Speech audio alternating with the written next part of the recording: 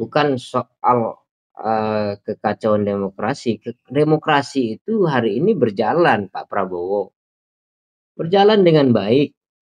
Sistem demokrasinya berjalan dengan baik. Pertanyaannya adalah kepercayaan masyarakat terhadap sistem demokrasi itu. Oke, kita lanjut segmen kedua ini di debat calon presiden 2024 perdana ya, segmen kedua yang akan diajukan kepada Anies Baswedan. Kita dengarkan. Salah satu pilar penting demokrasi adalah partai politik. Namun kepercayaan publik terhadap partai politik di Indonesia selalu rendah. Pertanyaan, apa kebijakan yang akan Anda lakukan untuk melakukan pembenahan tata kelola partai politik? Waktu untuk menjawab 2 menit dimulai dari sekarang. Saya rasa lebih dari sekedar partai politik. Rakyat tidak percaya kepada proses demokrasi yang sekarang terjadi. Itu jauh lebih luas dari sekedar partai politik. Ketika kita bicara demokrasi, minimal ada 3. Minimal 3 nih. 1 adalah adanya kebebasan berbicara. Yang kedua, adanya oposisi yang bebas untuk mengkritik pemerintah dan menjadi penyeimbang pemerintah. Yang ketiga, adanya proses pemilu, proses pilpres yang netral, yang transparan, jujur, adil. 3. Dan kalau kita saksikan akhir-akhir ini, 2 ini mengalami problem. Kita menyaksikan bagaimana kebebasan berbicara menurun, termasuk mengkritik partai politik.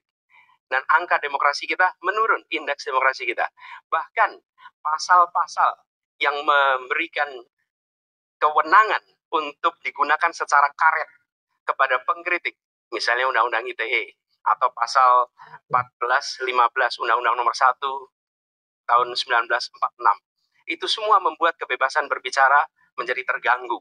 Yang kedua, oposisi. Kita saksikan minim sekali adanya oposisi selama ini. Dan sekarang ujiannya adalah besok. Bisakah pemilu diselenggarakan dengan netralitas, dengan adil, dengan jujur? Ini ujian ketiga. Jadi, persoalan demokrasi kita lebih luas dari segala persoalan kepada partai politik. Nah, bagaimana untuk partai politik sendiri? Partai politik perlu mengembalikan kepercayaan. Tapi di sini ada peran negara.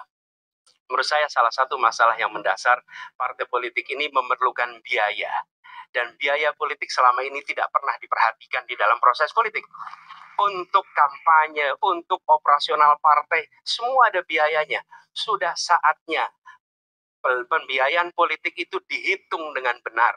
Ada transparansi. Sehingga rakyat pun melihat ini institusi yang bisa dipertanggungjawabkan. Jadi salah satu reformnya adalah reform pembiayaan politik oleh partai politik. Terima kasih.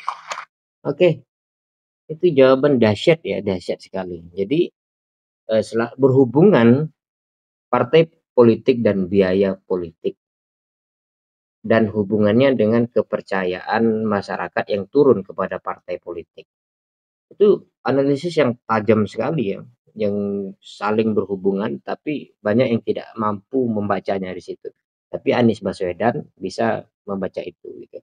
Itu luar biasa. Kenapa begitu? Kenapa biaya politik ini penting? Karena ini berkaitan dengan pelaku korupsi. Ini yang saya katakan tadi itu. Kenapa ada koruptor? Orkestrasinya, apa namanya, pelaku di belakangnya itu, saya berani katakan dalam tanda petik adalah penguasa, yaitu penguasa orang itu. Apalagi seseorang itu dikatakan petugas partai. Makanya dia kalau ada tugas dari partai untuk korupsi, ya korupsi. Karena bukan untuk kepentingannya, tapi untuk kepentingan partai. Kenapa itu terjadi? Karena biaya politik yang tidak ada. Itu hubungan yang menurut saya menarik sekali. Dan kenapa partai politik yang kemudian kader-kadernya itu menjadi apa namanya legislatif, menjadi yudikatif di pemerintahan tidak tegas dengan koruptor ya karena bagaimana mau tegas, bagaimana mau mengangkat, mencabut akar korupsi itu kalau partai politik tidak memiliki biaya. Mereka harus ini bergerilya mencari uang itu dengan segala cara. Karena pemilu juga perlu biaya. Kunjungan kemana-mana perlu biaya. Ada kantor di setiap daerah itu perlu biaya dan sebagainya. Biaya dari mana? Kalau bukan dari dalam tanda petik ya merampas uang rakyat. Itu menurut saya. Jadi yang betul, permasalahan hari ini bukan hanya kepercayaan rakyat kepada partai politik yang semakin mengecil, tapi juga kepada demokrasi itu sendiri.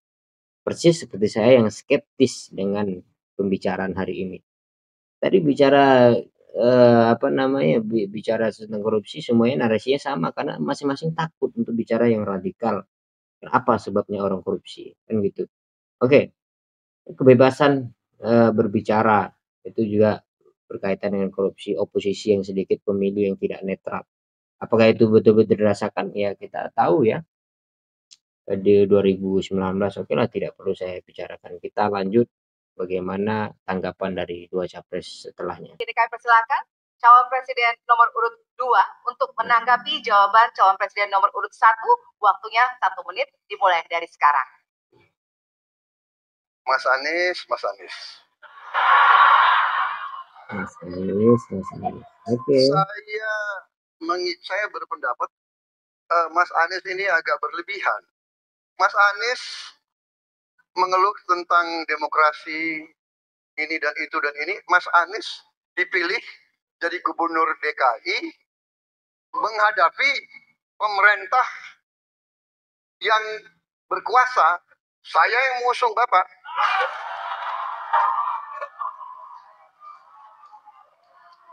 Kalau demokrasi kita tidak berjalan, tidak mungkin Anda jadi gubernur.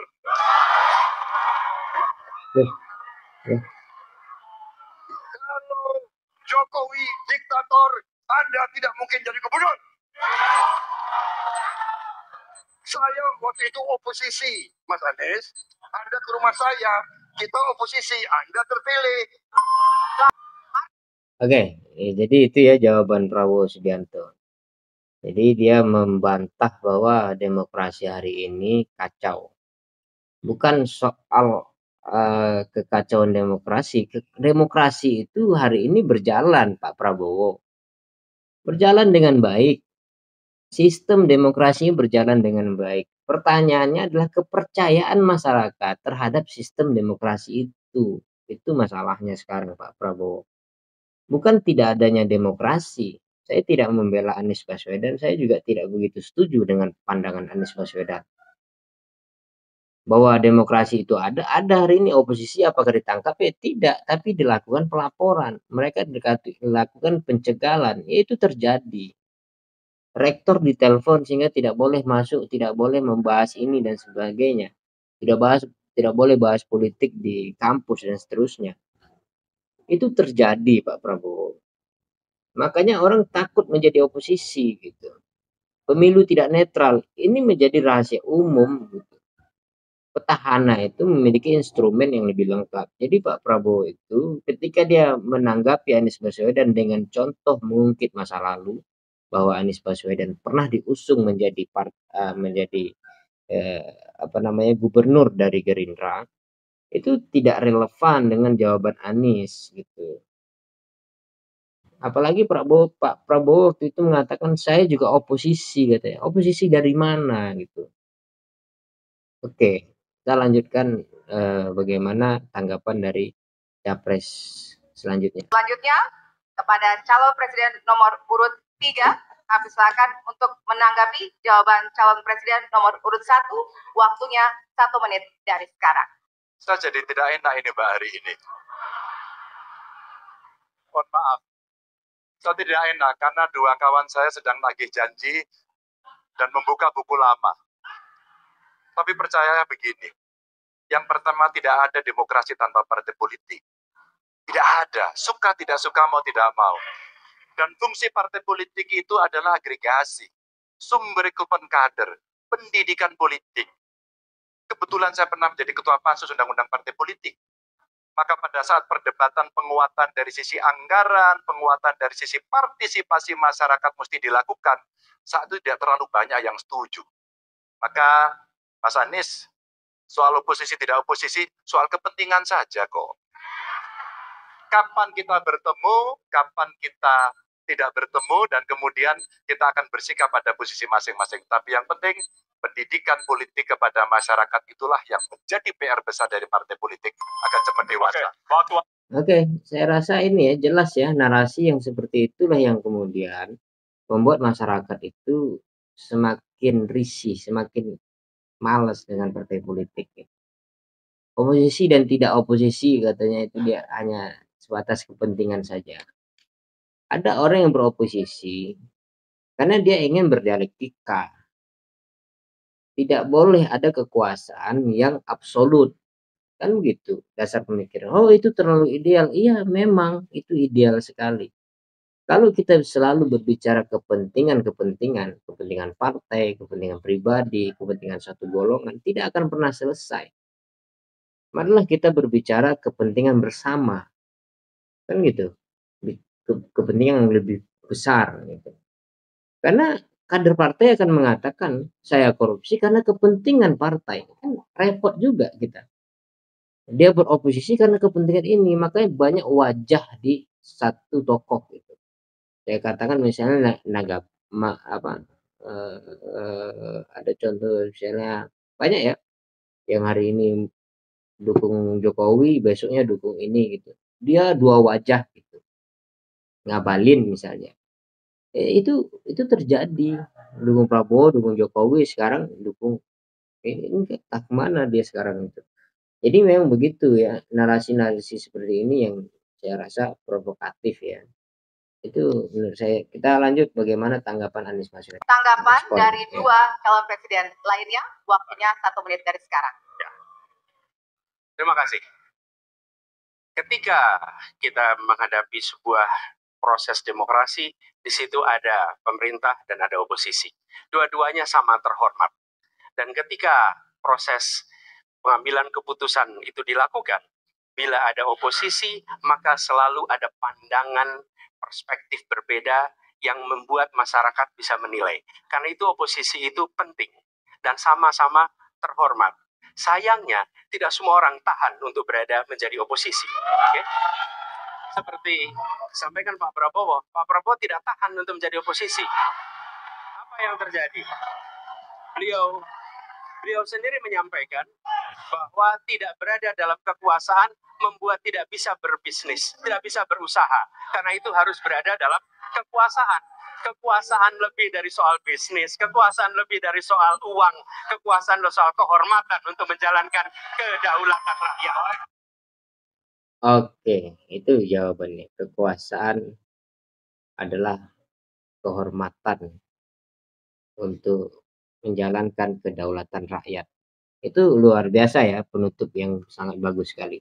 Tapi ada beberapa poin yang kemudian menyindir. Satu, dia menjawab Ganjar Pranowo. Ganjar Pranowo itu dia katakan oposisi itu soal kepentingan. Anies Baswedan katakan tidak, bahwa oposisi dan bukan oposisi dua-duanya sama-sama terhormat. Ini hanya persoalan perspektif yang berbeda. Satu dari dalam, satu dari luar. Maka dari dalam jangan pernah merasa sempurna. Justru orang yang dari luar bisa membantu. Itu oposisi yang dari luar. Dia melihat kinerja. Sementara orang dari dalam bekerja. Itu kan persoalan yang berbeda, perspektif yang berbeda. Ada tukar tambah, itu biasa. Jadi oposisi dan bukan oposisi bukan soal kepentingan, tapi soal perspektif yang berbeda. Maka dua-duanya sangat penting di dalam demokrasi. Yang kedua adalah ternyata memang Anies Baswedan menjawab ya, dia tidak menyangkal soal masa lalu, tapi dia berbicara soal integritas. Sebagaimana Prabowo ketika itu oposisi dan sekarang tidak kuat menjadi oposisi. Dia masuk di dalam kekuasaan. Itu sindiran yang sangat tajam menurut saya. Itu saja yang dapat saya sampaikan di segmen kedua ini. Terima kasih. Wassalamualaikum.